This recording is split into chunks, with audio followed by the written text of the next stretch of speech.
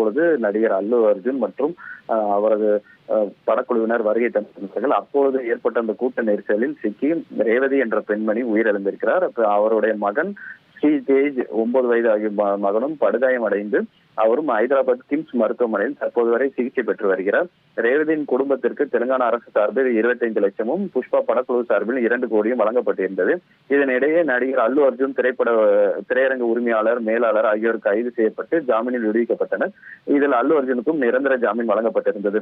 அதன் பிறகு நடிகர் அல்லு அர்ஜுன் இந்த சிறுவனைக்கான நாம் மருத்துவமனைக்கு செல்ல போவதாக ஒரு தகவல் வெளியானது. அதற்கு போலீசார் முதலில் அனுமதி மறுத்தனர். அவர் அங்கே சென்றிருந்தார். மேலும் கூட்டம் கூடும், ஒருவேளை அதில் ஏதாவது அசம்பாவிதம் ஏற்பட்டால் அதற்கு முழு பொறுப்பு இவர்தான் என்று ஒரு நோட்டீஸ் கொடுத்திருந்தனர்.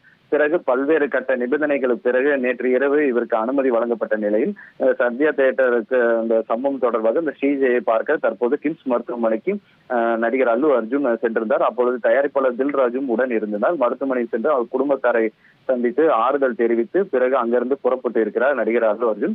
அவர் நீதிமன்றத்தில் இவர் தொடர்பான வழக்கு விசாரணையில் இருப்பதால் நீதிமன்றம் உத்தரவின் பேரில் அங்கே செய்தியாளர்கள் சந்திப்பு எதுவும் நடைபெறவில்லை. அந்த மருத்துவமனைக்கு சென்று அந்த சிறுவனின் தந்தையாரையும் மற்றும் உறவினர்களையும் சந்தித்து பேசிவிட்டு அங்கிருந்து புறப்பட்டு சென்றுள்ளார்.